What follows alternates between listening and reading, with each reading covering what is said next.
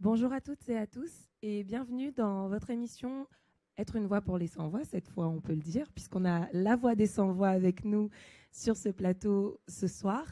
Donc, nous sommes le mercredi 21 juin, il est 20h45 et nous sommes très heureux de vous retrouver donc, dans cette émission où le pain quotidien participe aussi en quelque sorte.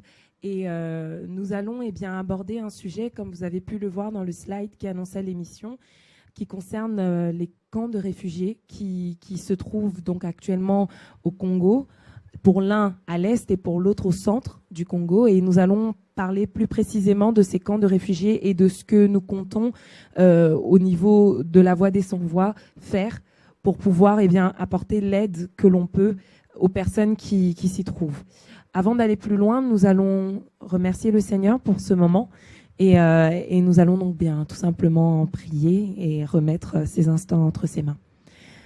Seigneur mon Dieu, merci pour ta grâce. Père, merci pour cette opportunité que nous avons, Seigneur, de pouvoir parler autour de ton nom. Seigneur, parler de ta part, parler de ce qu'il y a dans ton cœur, Seigneur. Et nous voulons nous souvenir, Seigneur, de ceux qui souffrent, de ceux qui sont délaissés et qui, Seigneur, Père, mon Dieu, mon roi, ont besoin de ton soutien, ont besoin de la révélation de ta personne, Seigneur, pour tenir dans les difficultés par lesquelles ils passent. Et Seigneur, nous voulons être cette voix, Père, mon Dieu, pour faire entendre, Père, mon Dieu, leur détresse, leur souffrance et pouvoir, Seigneur, Père, mon Dieu, par ta grâce, mettre en place, Père, des choses pour que leur situation change et que ton nom soit glorifié au travers de cela. Seigneur, nous voulons que ton nom soit connu dans le monde entier et nous voulons, Seigneur, Père, que par ta grâce, Père, mon Dieu, ceux qui avaient perdu leur dignité la retrouvent au nom puissant de Jésus de Nazareth. Père, nous nous soumettons à ton esprit, nous nous soumettons à tes voix, Seigneur, et nous prions que tu prennes toute la place. Au nom de Jésus, Père. Amen. Donc, comme je disais, nous vous allons aborder le sujet de ce qui se passe au Congo et des camps de réfugiés qui actuellement s'y trouvent. Nous allons commencer par revenir un peu sur ce que fait la Voix des sans-voix pour qu'on comprenne bien tous pourquoi c'est cette association-là aussi qui a pris le parti de mettre des choses en place pour essayer de s'occuper de ce qui se passe au Congo. Bonsoir Aurélie. Ça va ? Oui, par la grâce, ça va. On essaie de se maintenir avec Dieu et je vois que, en tout cas, c'était un thème qui tenait à cœur l'équipe et c'est vrai qu'on était encore un peu en contact avec des structures au niveau du Congo. Chimay, par exemple, qui a une de Goma depuis 4-5 ans, si je ne me trompe pas. On va essayer de le joindre au téléphone. Elle nous expliquera concrètement le travail qui est mis en place au niveau de sa structure à Goma. Et on ne pouvait pas rester insensible. C'est vrai que on n'est pas sans le savoir, quand on regarde les infos, quand on voit tout ce qui se passe, un peu les difficultés qui se vivent au niveau de l'Est du Congo. On parle déjà de près de 12 millions de morts et on ne pouvait pas rester insensible. C'est vrai qu'on va peut-être se poser la question, oui, mais comment ça se fait que depuis tant d'années, vous n'avez rien fait? C'est clair qu'on ne peut pas éradiquer certaines choses, mais au moins on peut dire non. Et c'est pour cela que, avec l'équipe, on a essayé de se rejoindre en disant, Seigneur, qu'est-ce qu'on peut faire à notre niveau, humblement, simplement, parce que il y a toujours cette question qui nous rôde, en tout cas au niveau d'équipe qui travaille au niveau de la vision, c'est toujours que ferait Jésus à ma place. C'est vrai que la Bible nous fait comprendre que dans la fin de temps, il y aura toutes ces exaspérations, tous ces crimes, ces massacres, ces guerres, ça va aller de pire en pire, comme on dit, ça ne va qu'aller en se dégradant, mais concrètement, qu'est-ce que nous on peut faire à notre niveau? Et c'est un peu toujours la question qui nous taraude au niveau de l'équipe. C'est toujours cette question, cette motivation, se dire aussi, que ferait Jésus à ma place? Est-ce que Jésus serait resté insensible? Est-ce que Jésus serait resté inepte, en gros, sans réaction? Mais quand je regarde la Bible, la Seigneur, à un moment, me fait comprendre que Jésus fut ému de compassion parce qu'il voyait les gens qui n'avaient rien à manger. Et je ne sais pas si, peut-être avant d'appeler Chimel, si l'équipe technique, sous votre contrôle, si on peut essayer peut-être de balancer la vidéo déjà, de voir qu'est-ce qui se fait dans ce camp, parce que les images des fois parlent mieux, ce qu'on pourra nous expliquer par la suite, de voir un peu le travail que la sœur elle essaye de faire par la grâce du Seigneur avec le peu de moyens qu'elle a. Voilà, c'est un peu. On peut lancer la vidéo, l'équipe, si ça vous dérange pas, de voir un peu la sœur Chimay où il fait la distribution de denrées alimentaires à Goma. Dans un camp, comment on appelle ça, ce camp de Mounzé, si je ne me trompe pas. Et vous voyez, il y a des milliers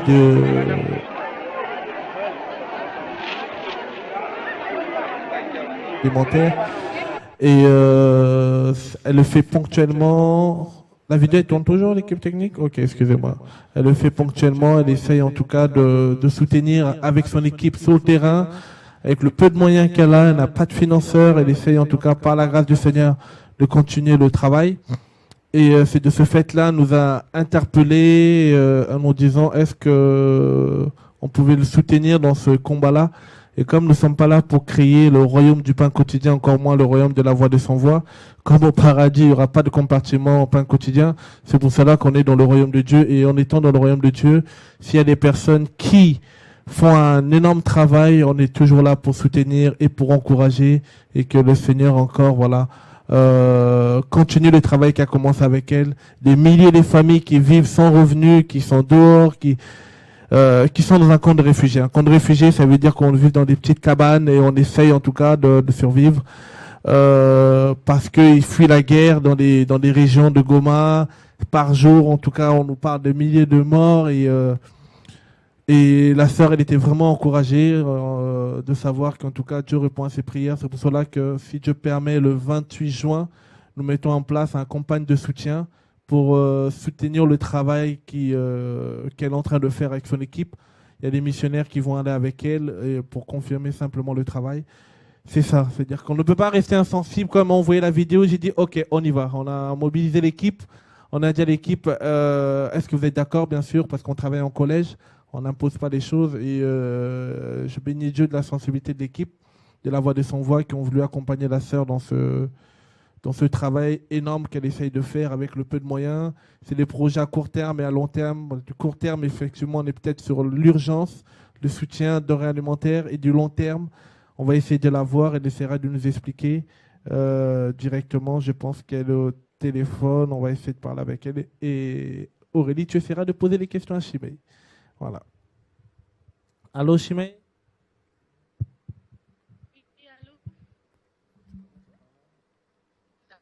Bonsoir. Allô? Oui, bonsoir Chimel, tu es en direct sur TV de Vie ce soir. Bonsoir, merci beaucoup. C'est une bonne cause. Alors, nous avions envie d'en savoir plus sur ce qui se fait comme travail actuellement au niveau de Goma. C'est bien ça?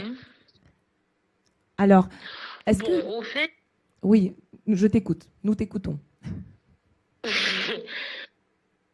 Nous sommes noités et j'étais à Goma, je crois que c'était environ 3 ans où j'ai resté, j'ai vécu là-bas.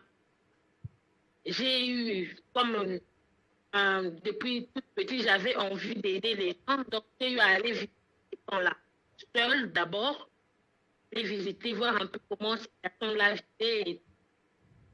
J'étais scandalisée la première fois, et je n'en revenais pas qu'il y ait des gens qui vivent dans ces conditions-là. Donc, je suis revenue chez moi à la maison, je me suis dit, je dois faire quelque chose. C'est comme ça qu'on s'est mobilisé avec les femmes de l'église de là-bas, là où je priais, pour nous cotiser. Donc, on le faisait avec notre propre argent. Donc, on cotisait chaque fin du mois. Et dès qu'on a un paquet, on a quelque chose de on descendait sur le terrain pour aller voir un peu ce qu'on peut donner. C'est un peu ça. Donc, Goma, c'est comme un terrain où... Donc, on a des problèmes. De ce côté-là, on a des problèmes. Quels sont tous les les jours, problèmes? en fait. Et les gens fuient. on a plusieurs groupes d'armes. Quel type Il y a eu la guerre de M23. Il y a eu d'abord les histoires des Banyamulenge et tout ça. C'est un peu... C'est un terrain qu'il faut vraiment... des problèmes de ces côtés-là. Et le seul problème qu'on peut... Enfin, les seules personnes qu'on peut aider sont les réfugiés. Parce que les gens se déplacent presque tous les jours. Il y a combien de réfugiés un peu là-bas sur le terrain? Bon, là, avant, on avait 3 camps. Mais quand j'ai fait descendre les gens sur le terrain, au mois de juin, ici, vers le début, on m'a dit qu'on les a rassemblés. On les a rassemblés. On les a enregistrés, je crois. Ils sont arrivés à 4000. On est environ 4000. Donc, constitués par 1273.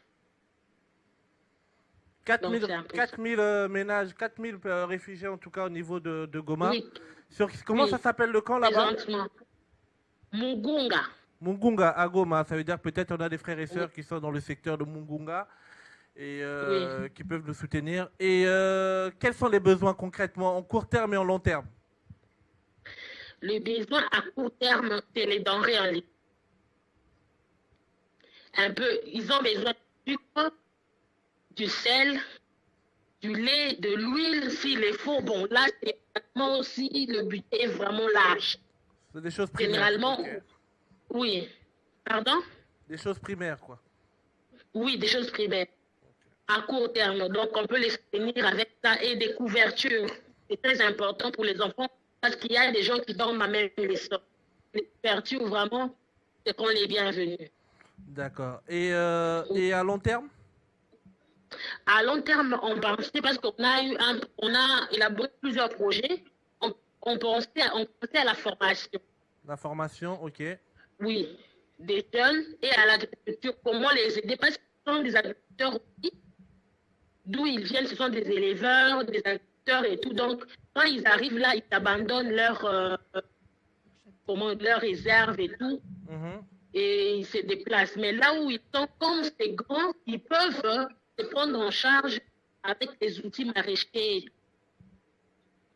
D'accord. C'est-à-dire que tu essaieras de nous faire un devis pour du long terme par rapport à ce que tu m'avais dit, tout ce qui est agricole, tout ce qui est des achats des chèvres, pour essayer en tout cas de s'autofinancer pour des familles, des ménages. Et en court terme, en tout cas, comme on a vu avec l'équipe, je parle sous le contrôle de l'équipe qui est avec moi, on va essayer en tout cas, comme on l'avait dit, si Dieu permet, pour soit le 28 juin ou en tout cas avant le 15 juillet, en tout cas par la grâce du Seigneur, on va essayer de t'envoyer là-bas en mission. Hein, en mission avec un budget de 6 000 € pour essayer d'emmener, comme tu m'avais dit, un soutien de près de 1200 ménages, c'est bien ça? Oui, 1273 ménages. 73, ça dit 73. Voilà, 1273 pour les Français. Ok, je ne sais pas, Aurélie, tu as des questions? Ben, je crois que vous avez tout dit. Moi, je m'intéressais aussi aux personnes et un peu à leurs histoires. J'imagine que tu as eu l'occasion de parler avec des personnes là-bas, des familles qui ont été déplacées. Est-ce qu'il y a des choses qui reviennent souvent et qui t'ont marqué par rapport à ce déplacement, ce qu'elles ont vu ou vécu avant d'arriver là? Bon, je pense que dans une des photos que tu avais envoyées, j'étais en train de parler avec une maman dans un camp qui me expliquait qu'elle a dû laisser sa maison parce que ses filles étaient violées et elle était obligée de fuir. Et en fuyant, elle a emporté avec elle la maladie, je ne sais pas comment. Donc, elle a perdu une de ses filles. Suite à, je ne sais pas moi, donc ce sont des choses qui reviennent, des viols et des viols. C'est tout le temps. Wow. Je connais même un centre là-bas qui s'occupe. Il y en a beaucoup, alors beaucoup.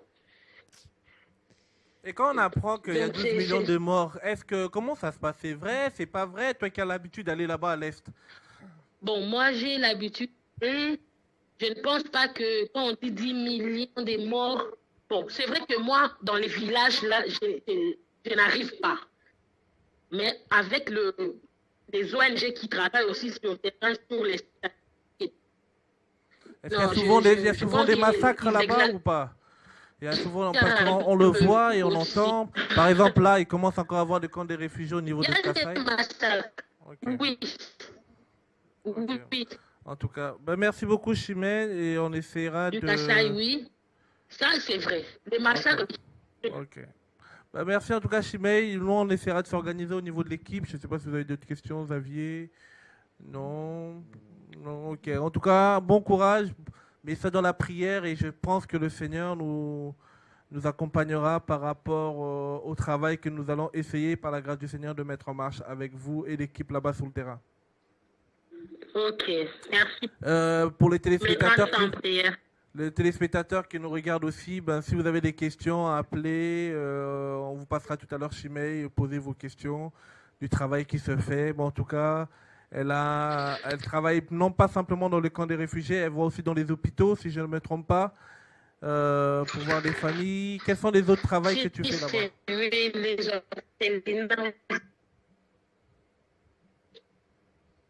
Okay. Bon, on fait des échanges sur le terrain dans les hôpitaux, dans les orphelinats et tout. Ok. En tout cas, que Dieu t'accompagne en tout cas dans le travail, et nous on se rappellera tout à l'heure. Amen. Voilà, merci. Merci beaucoup.